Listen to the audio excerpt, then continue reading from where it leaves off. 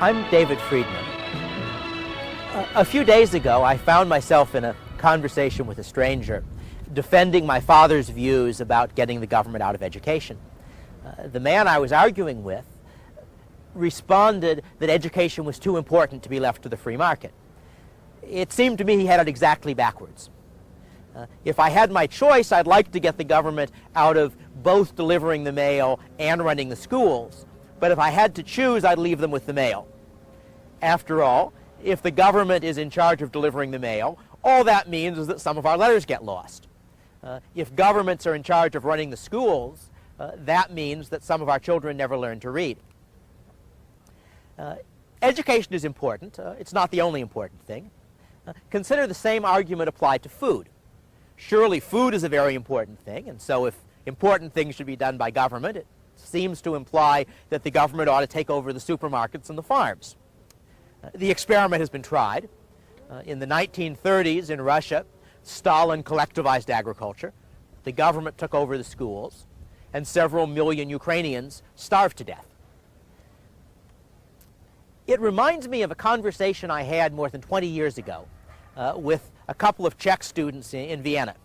That was the summer that Czechoslovakia tried a little prematurely to move away from communism, and the Russians invaded them. The students I was talking with had been caught outside of the country at the time of the invasion and were in Vienna trying to decide whether or not they should go home. And they were trying to explain to me what the Czech reformers were trying to do. As they described it, they wanted the best of capitalism and of socialism. And part of that was that they wanted to have free market prices for most goods, but have the government control the prices of a few essential commodities such as bread and milk.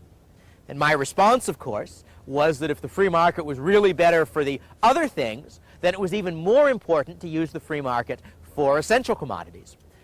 I may have misunderstood them at that point, because I don't speak Czech and their English wasn't very good, but I think they said was, yes, that's what our professors say too. And I figured at that point I knew why the Russians invaded. So I guess what I'm trying to say is that I agree that education is important, and it's far too important to be left to the government. Human and political freedom has never existed and cannot exist without a large measure of economic freedom. Freedom is making choices. What's best for me? What do I want to do?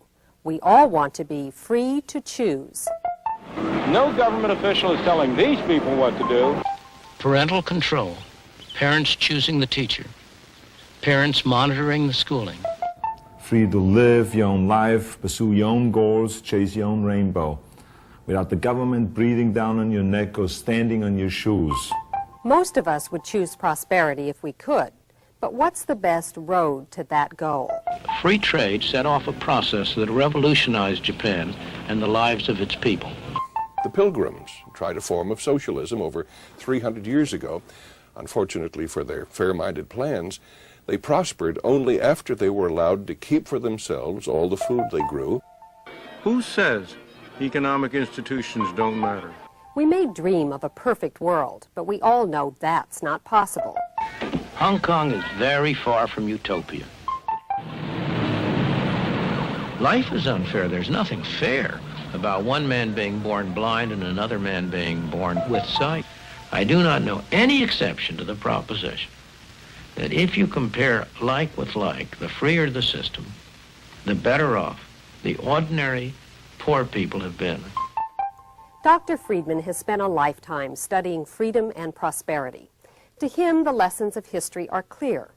People are better off making their own choices, better off not relying on government.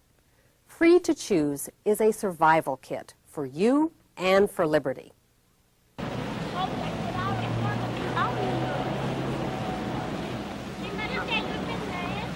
These youngsters are beginning another day at one of America's public schools, Hyde Park High School in Boston.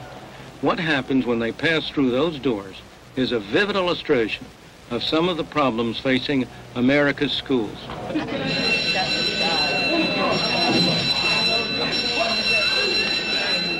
They have to pass through metal detectors. They're faced by security guards looking for hidden weapons.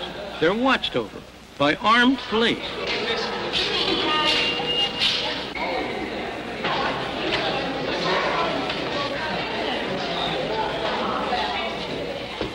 Isn't that awful? What a way for kids to have to go to school through metal detectors and to be searched. What can they conceivably learn under such circumstances?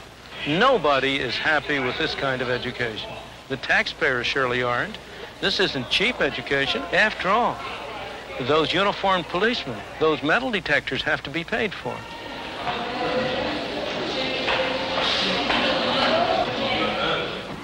And what about the broken windows and the torn school books and the smashed school equipment? The teachers who teach here don't like this kind of situation. The students don't like to come here to go to school. And most of all, the parents. They are the ones who get the worst deal. They pay taxes like the rest of us. And they are just as concerned about the kind of education that their kids get as the rest of us are. They know their kids are getting a bad education, but they feel trapped. Many of them can see no alternative but to continue sending their kids to schools like this.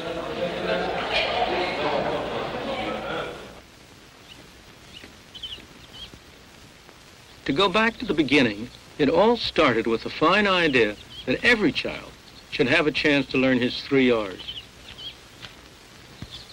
Sometimes in June, when it gets hot, the kids come out in the yard to do their lessons, all 15 of them, ages 5 to 13, along with their teacher. This is the last one-room schoolhouse still operating in the state of Vermont. That is the way it used to be. Parental control, parents choosing the teacher, parents monitoring the schooling, parents even getting together and chipping in to paint the schoolhouse as they did here just a few weeks ago.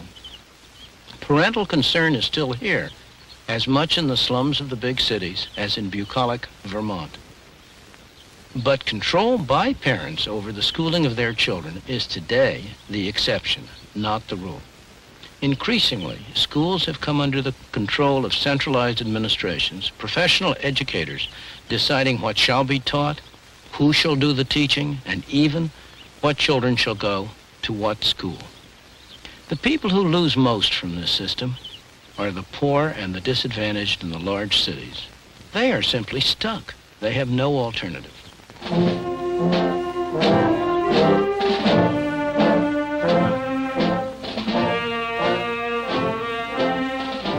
Of course, if you're well off, you do have a choice.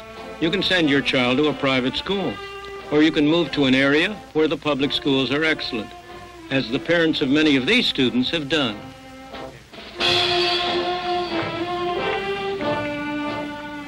These students are graduating from Weston High School in one of Boston's wealthier suburbs. Their parents pay taxes instead of tuition, and they certainly get better value for their money than do the parents in Hyde Park. That's partly because they've kept a good deal of control over the local schools, and in the process, they've managed to retain many of the virtues of the one-room schoolhouse. Thomas Andrew Green, Margaret R. Story. Students here, like Barbara King, get the equivalent of a private education. They have excellent recreational facilities. How does his plan differ? They have a teaching staff that is dedicated and responsive to parents and students. Barbara. He's decisive. He's a red. There's an atmosphere which encourages learning. Yet the cost per pupil here is no higher than in many of our inner city schools. The difference is that at Weston, it all goes for education and that the parents still retain a good deal of control. Unfortunately, most parents have lost control over how their tax money is spent. Ava Bell goes to Hyde Park High. Her parents, too, want her to have a good education. But many of the students here are not interested in schooling. And the teachers, however dedicated, soon lose heart in an atmosphere like this. Ava Bell's parents are certainly not getting value for their tax money. I think it's a shame, really, that parents are being ripped off like we are. When I say, I'm talking about parents like me that work every day, scuffle to try to make ends meet.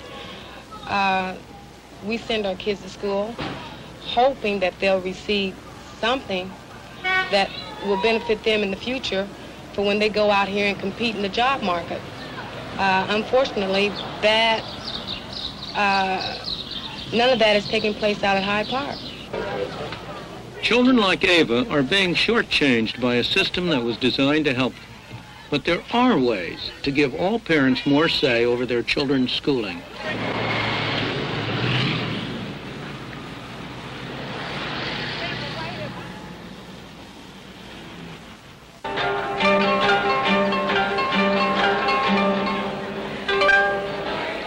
This is a fundraising evening for schools supported by a voluntary organization, New York's Inner City Scholarship Fund.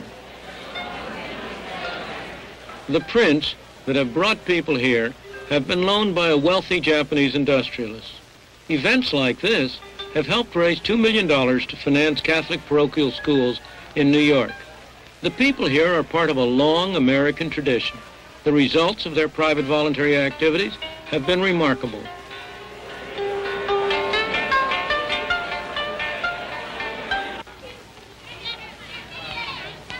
This is one of the poorest neighborhoods in New York City, the Bronx.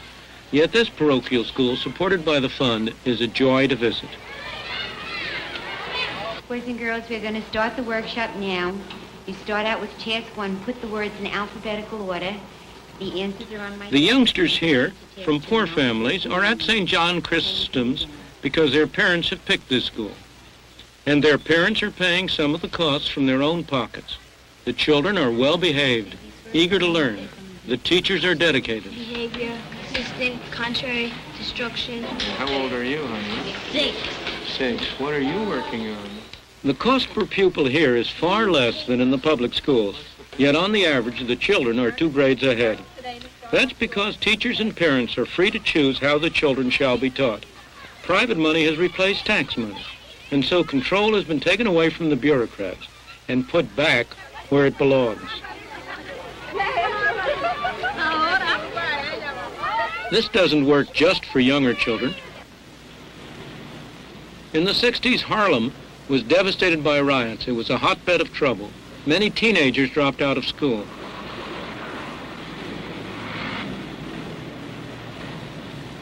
Groups of concerned parents and teachers decided to do something about it. They used private funds to take over empty stores, and they set up what became known as storefront schools. One of the first and most successful was Harlem Prep. It was designed to cater to students for whom conventional education had failed. Kennedy was a very dangerous president in the sense that he was excessively popular. Many of the teachers didn't have the right pieces of paper to qualify for employment in public schools. That didn't stop them from doing a good job here. A lot of the students had been misfits and dropouts. Here they found the sort of teaching they wanted. After all, they had made a deliberate choice to come to Harlem Prep. It was a very successful school. Many students went on to college, and some to leading colleges. But after some years, the school ran short of cash. The Board of Education offered Ed Carpenter, the head of the school and one of its founders, tax money, provided he would conform to their regulations. I love him, and we got along, and I know he's busy, but sometimes... After a long battle to preserve independence, he finally gave in. The school was taken over by bureaucrats. And I know he doesn't, but I was a little bit hurt. And basically we have 3. I felt that a school like Harlem Prep would certainly die and not prosper under the rigid bureaucracy of a Board of Education. We had to see what was going to happen. I didn't believe it was going to be good. I am right. What has happened since we've come to the Board of Education is not all good. It's not all bad, but it's more bad than good.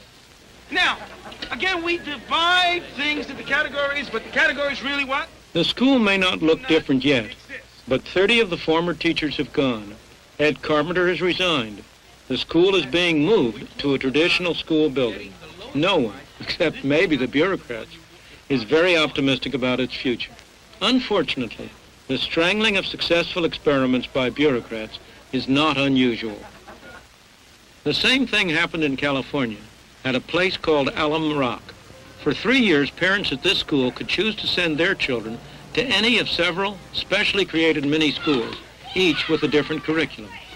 The experiment was designed to restore choice to those who were most closely involved, the parents and the teachers. Probably the most significant thing that happened was the teachers, for the first time, had some power, and they were able to build the curriculum to fit the needs of the children as they saw it. The state and local school board did not dictate the kind of curriculum that was used in the Cullum School.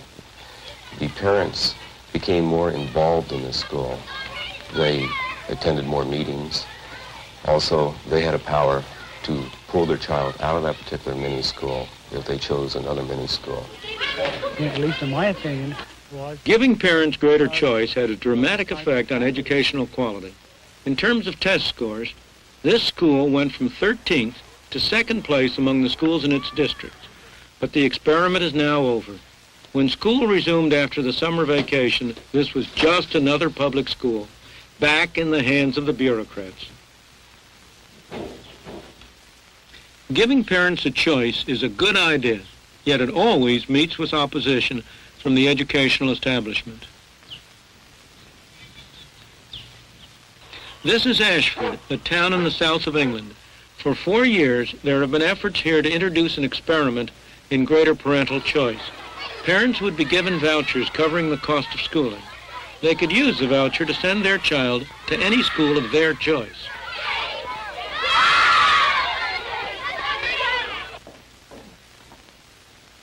I have long believed that children, teachers, all of us, would benefit from a voucher system.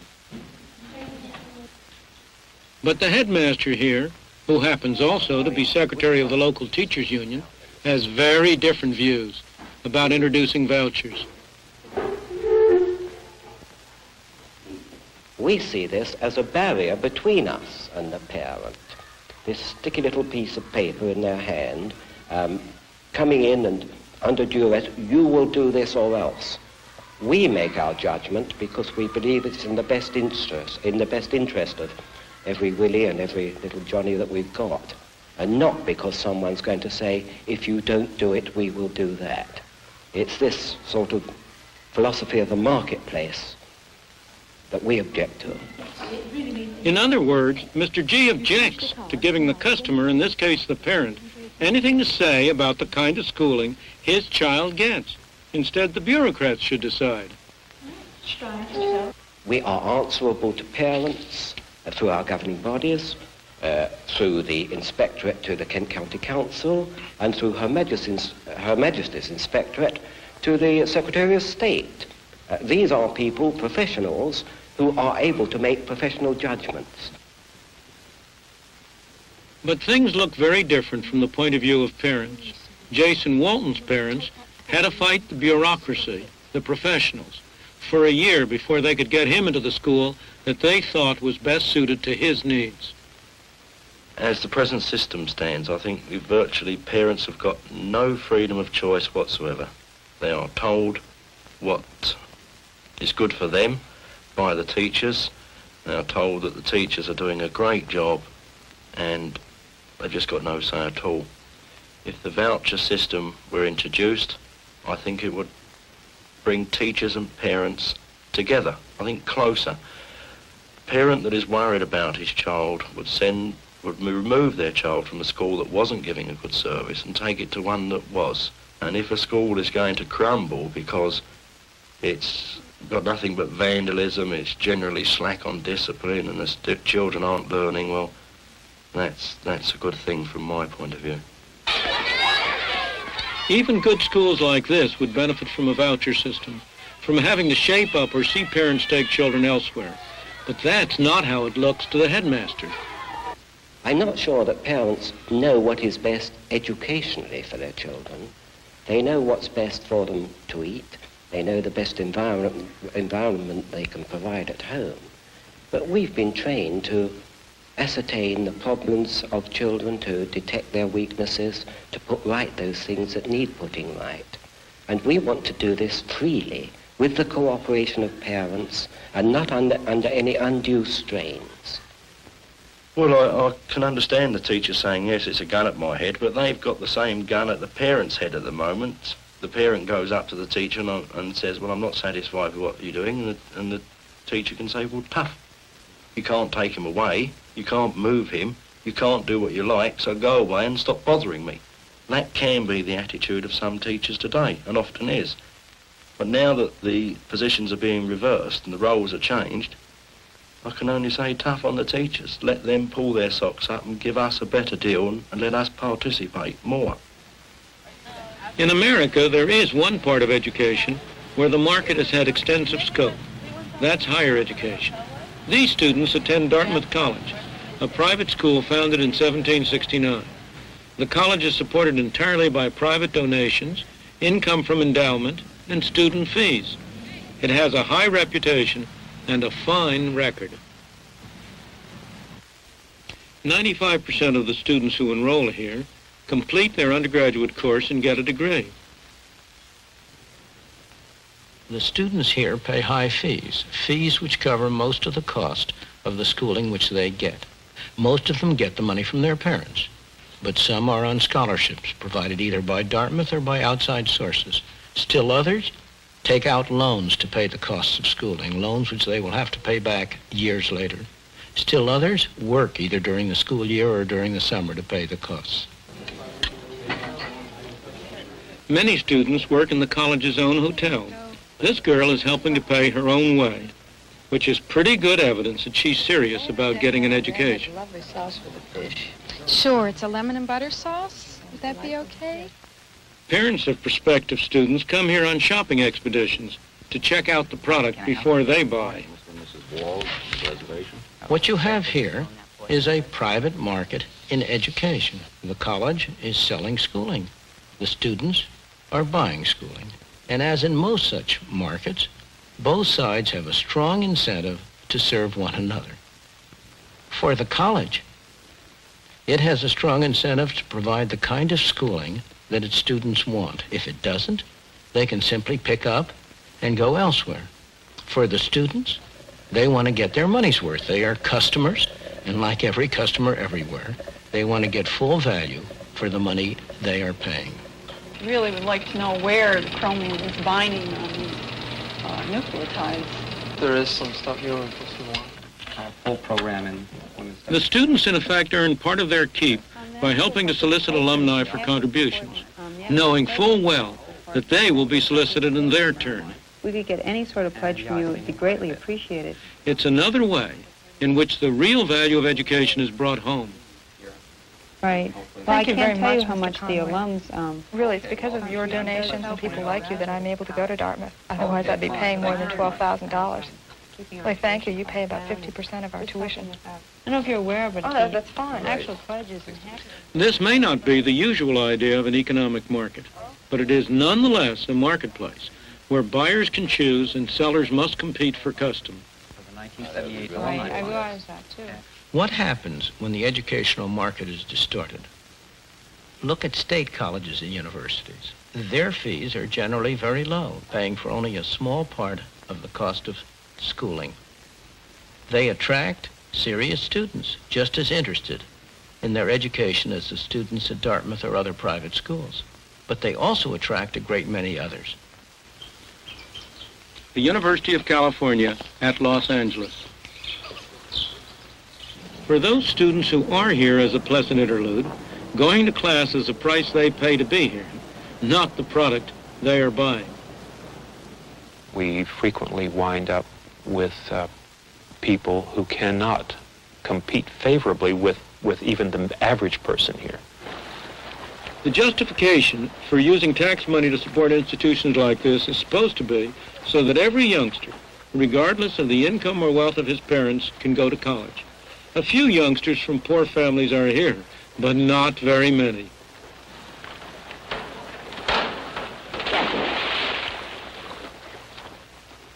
Most of these students are from middle and upper income families, yet everybody, whatever his income, pays taxes to help support these institutions.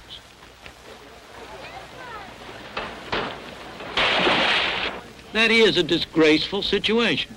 It's hardly what public education was all about. These students are being subsidized by people who will never go to college. Only about half of those who enroll at UCLA complete the undergraduate course. Compare that with the 95% at Dartmouth who finish the work for their degrees. What a waste of student time, and what a waste of taxpayers' money.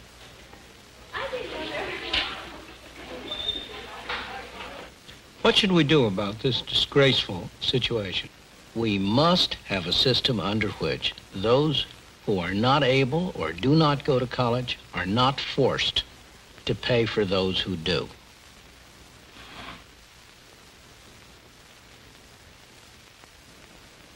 As we've seen, the market works in education. When people pay for what they get, they value what they get. The market works in higher education. The state of being uneducated, you don't know enough. It can also work at the level of primary and secondary education. Ignorance, right.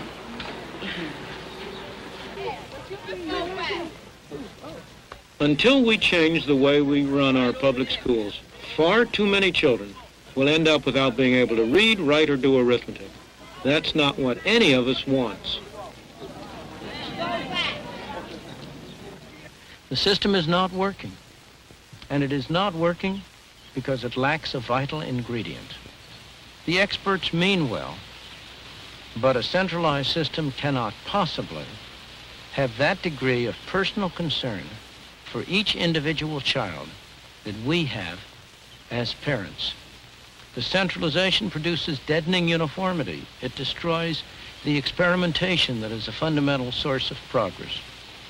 What we need to do is to enable parents, by vouchers or other means, to have more say about the school which their child goes to, a public school or a private school, whichever meets the need of the child best. That will inevitably give them also more say about what their children are taught and how they are taught. Market competition is the surest way to improve the quality and promote innovation in education as in every other field.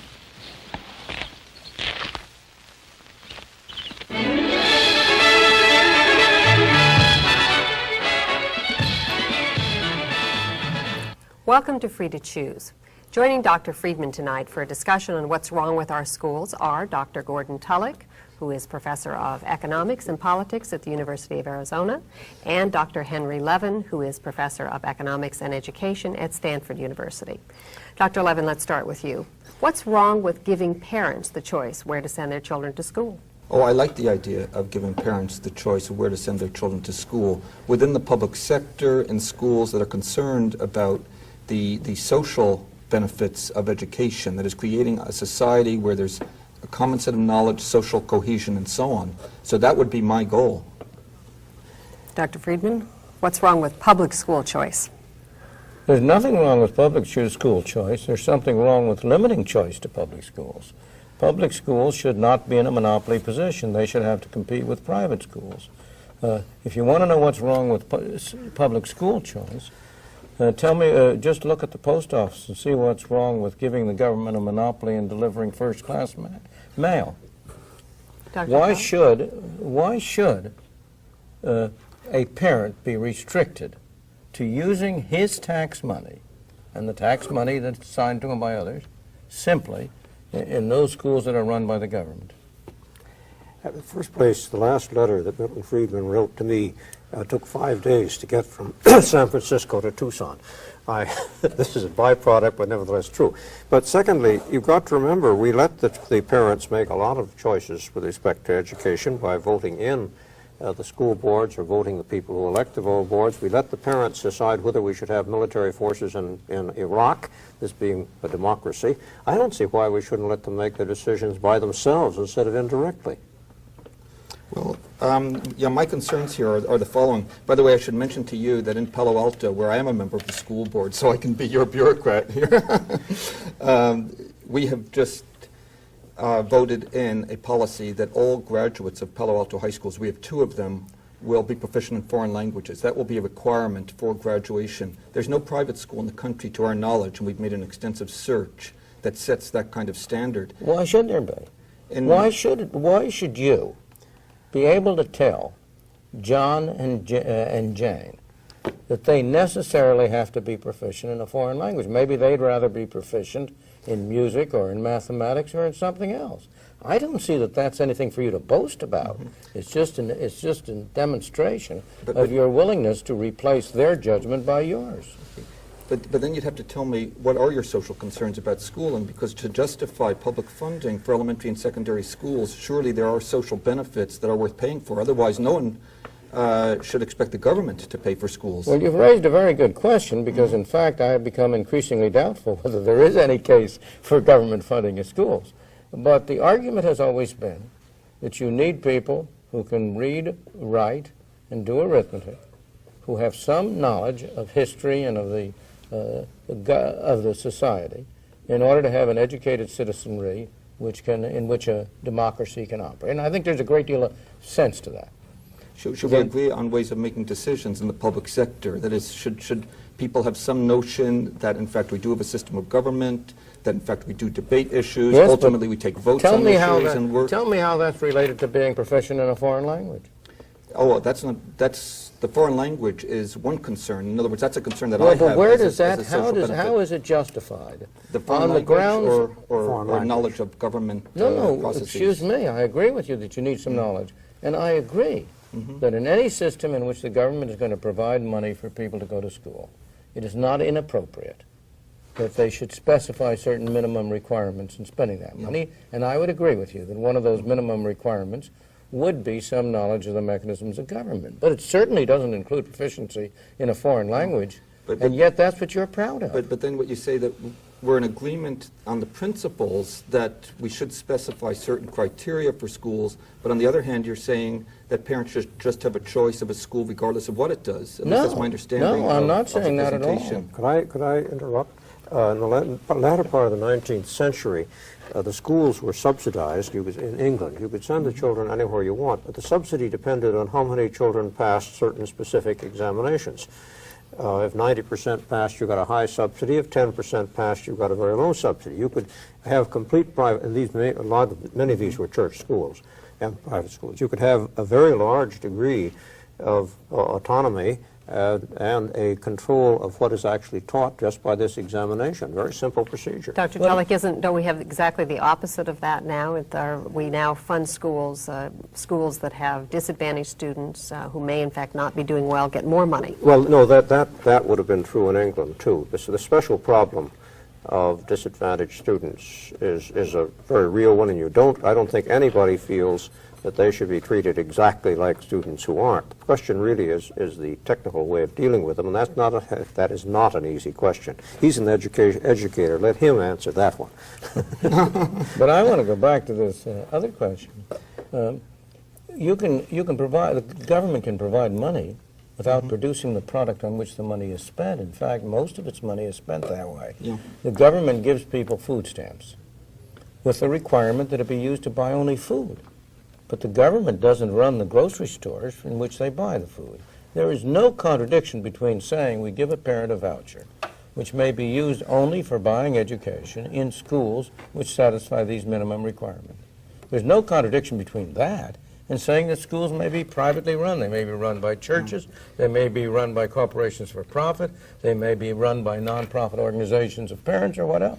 Sure, as long as you set the common standards, and the question is this: if you set the common standards high enough, you're going to get schools precisely like the present ones. You won't even allow public choice among schools. Wait. You set the standards high enough, you'll get schools like our present ones? I would say if you set them low enough, you'll get schools like our present ones. In terms, not the specific criteria, what I'm saying is if you set them in great enough detail. If you insist that they must be able to read, you'll get a different kind of school. For example, I hear you talking about perhaps a national examination, and yet what we're hearing is that we ought to have choice. No, I would disagree with that. I disagree very much with He and I don't always agree on everything, even if we're both wearing Adam Smith ties. No, I get very confused by this because people like Bill Bennett and like Alan Bloom and E.D. Hirsch talk about we need a common culture and we need to get greater common content in schools, and they even talk about a national curriculum and national examinations. But after all, Bill Bennett was Secretary of Education. I do not expect the Secretary of Education to be in favor of private schools any more than I expect the Postmaster General to be in favor of giving up the monopoly of distributing mail. But yet he is. He feels that he is in favor of private schools, and he certainly is in favor of choice between the public and private sector. Yes, he is in favor of choice between them, I agree. But, of course, the problem is what we mean by high standards. I believe that marketplace produces higher standards than government does in every area. Okay, I don't know any area. The marketplace produces higher standards in delivering mail, as we have found out from Federal Express and from the other private mail companies, than the government does. The marketplace, if left to itself, if not hindered, if not restricted too much, will produce higher standards in schools. That's why I want them. That's why I'm in favor of the marketplace. Let me ask you a question then. In a recent period, 34% of the babies born in San Francisco General Hospital, which as you know is the largest public hospital in San Francisco, were crack-addicted babies. Tell me about their parents and how they'll make educational choices for their children and in the interest of their children. Could I ask if they make educational choices by voting for the school board, would it be just as bad? Well, my concern right now is I do have an alternative. If you go to the Daniel Webster School, again right here in this city, you'll find a school in the public sector with decentralized control and accountability with the largest gains in test scores this past year in the city of San Francisco. So I would maintain that reform is possible within the public sector. You need vast decentralization, and the only issue is whether that's possible politically, and I suspect we could discuss that. Well, with these mothers, these children you were talking about, would they go to Daniel Webster? Yeah, that's very important because, see, Daniel Webster is in the area where there is a public housing project, the Potrero Hills housing project, and it's precisely those neighborhoods that produce these crack-addicted babies. So are the mother? Would the crack addict? You were concerned about the crack-addicted mother producing crack not being able to choose a private school. Why can she choose a public school? Well, in this particular case, I think they're fortunate to be in that neighborhood where we've tried to start this kind of decentralized approach. Aren't you really to accelerating saying that, education? Aren't you really saying that the choice has been made for them and that you're therefore confident of that? Not only has it been made for them, but I think it's a very good choice that's been made for them because these particular families are under tremendous stress and simply do not seem to place a high priority on educational decisions. But I think the great defect in the kind of talk we're hearing from you is the attempt to treat 100% of the people one way because 5% of the people have to be treated differently. There are disadvantaged children like the crack babies. And as Gordon was saying before, they cannot be treated like everybody else. I quite agree. No question. But I would like to have a system in which 90% of the parents, that 90% which will make sense, which we do trust in every other way to be responsible for their children, that 90% has the greatest opportunity to provide their children with the kind of schooling that they will think will benefit their children most. And we have special treatment for the 10% falling out. Now, you take your public school or government school in San Francisco. Of course there are exceptions in the public school system. There always have been. We showed one in the film of the school outside Boston, which was a very good school for a different reason. The problem is they don't last. And the problem is that they cannot become general because there is no mechanism for getting rid of the bad schools. There's no effective accountability. And the only effective accountability you can have is the right of the customer to say, I won't buy or I will buy. Let me ask another question, Dr. Friedman. What about the schools? Will they be required to take all children once the parents have made the choice? No, not at all. Any more than restaurants are required to admit all customers. Well, they are required to admit all customers on the basis of race. Yes, I would in that case. Again, I'm saying that the use of the voucher can be contingent on certain requirements. And I think it is generally agreed that non-discrimination with respect to race would be one of them. Now, it's an interesting thing, in fact, that in the private religious schools, the Catholic religious schools, they tend on the whole to have a larger mixture of minorities than most so-called public schools. And the reason is very simple. The minority parents get such bad schooling in the areas where they are that even though many non-Catholics, for example, the proportion of blacks in Catholic primary schools is very high. I've forgotten what it is.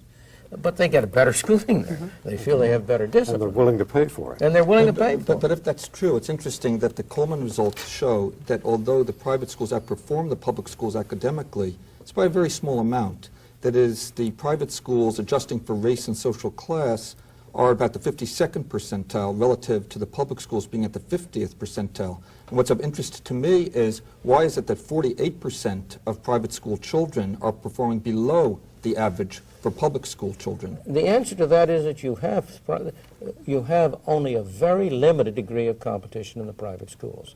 The Catholic schools, and the parochial schools in general, have a comparative advantage over strictly private schools. Here you have somebody down the street who's giving something away for free, and you're going to try to sell it. It's kind of difficult to do. The Catholics, or the Christians, the other forms of Christian schools or Jewish schools, any of the parochial schools, are part of an institution which is willing to subsidize that process. And therefore, there is only a very small area of strictly private, profit, market-oriented schools. And if you had that, I think the performance would go up enormously. If you look at certain areas where you do have private schools, like in training television technicians and the like, they perform extremely well. No, we have to talk about that sector, because that's a very interesting sector. The guaranteed federal loans, as you know, apply to the post-secondary proprietary schools as well as colleges and universities. And a whole sector has risen to serve the poor. And that sector, but those guaranteed loans have become a scandal. That's absolutely right, and they become a scandal mostly in this post-secondary sector, post-proprietary institutions that serve the poor. They get them to sign these forms. Of course. And you know this It's terrible, system. it's disgraceful. And there's 70 to 80% loan defaults that all of us at this table are paying for. Of course, they're very small relative to the savings and loans debacle. But in fact, there's a market, and people are making choices. But I'm not, as you know, I'm not in favor of that system. As I said before, and I'm not in favor of the government subsidizing the people who are going into higher education. That's a very different question. But it does show how a market would work when people are given the power of a voucher to purchase education. Yes, but the point is they're not spending their own money. They're not spending the money that is being provided to them. Let's take a very different case. Well, credit. If people who are permitted to borrow money and not pay it back will do badly in any place. I think we can agree there is a government function which is making people who borrowed money repay their debts. Whether the debts are borrowed for that purpose or to buy a car. What is the distinction between higher education and elementary and secondary education? Very simple. Elementary and secondary education is compulsory. And you would favor that? No, I don't. At one point I did favor it. But the more I have studied it, the more I have believed that the extent of schooling that would be voluntarily attained would be large enough so that there would be no additional advantage in compelling the small number who are left. That is, if without compulsion only 50% of children would go to school, then I would have to say compulsion should be justified because of the importance of having a school population. But I have become persuaded that if there were no compulsion, 90% of the kids would go to schools. And therefore, I no longer see the necessity of compulsion. This, in fact, was true in England before they introduced the public school system. Ed West demonstrated, I think it's higher than 90. I think it's 95 or 97%. And, it was his work that persuaded me of it. Yeah, well, it's okay. But he also looked at the United States, and it's very hard to get this in the United States because of the different states are different. The schooling of children occurs at the intersection of two basic rights. One is the right for me to bring up, and I have 5 children and a grandchild, but the right for me to bring up my children the way that I see fit. The other right is the right of a nation to school its children or to reproduce values and attitudes and knowledge that help to sustain the particular things, including respect for these various amendments that the nation stands on. It would be wonderful if there were no conflict between the two, but the fact of the matter is we know historically there has been conflict between the two, and the question is how we're going to resolve that conflict. But at the moment, I think the conflict is produced by the public school system. I think it is disgraceful that this is, as I understand it, the first generation in American history that is going to be more poorly schooled than its parents. And I see no way you can defend and say that somehow this conflict you've described can justify the kind of school system we have, and you don't. Well, I'm trying to look, though, for your insights into how we solve this, because we agree on the problem. The question is the solution. Now, American children apparently watch 19.5 hours of television a week, according to one of the Gallup polls that I saw. Japanese children watch about 2.5 hours. I think we agree that commercial children's television is not what we'd like it to be educationally. And yet they usually walk adult television. That's even worse. But are you talking about more control rather than less control? Well, the question that I have is this. The same parents now who simply derogate responsibilities for most of the education of their children outside of the school to a TV set that's showing inane kinds of experiences are the same parents who are very sensitive and concerned. I think we have to help them to become better parents. I think we have to work with them. But I don't think that if, as we sit here now, I think that all educational professionals are responsible for working with parents and for children. The educational professionals who are going to make any decisions of this sort are those who have either directly or indirectly been selected by the parents. You've got to remember this is a democracy. We vote for these things. We all agree on the critical importance of education. I hope you've enjoyed our discussion and that it will continue to provoke your thoughts on who should choose our children's school. Next week on Free to Choose, we'll be discussing an issue of critical importance to the founding of this nation, equality and the rights of the individual. Much of the moral fervor behind the drive for equality comes from the widespread belief that it is not fair that some children should have a great advantage over others simply because they happen to have wealthy parents. Of course it's not fair. But is there any distinction between the inheritance of property and the inheritance of what at first sight looks very different?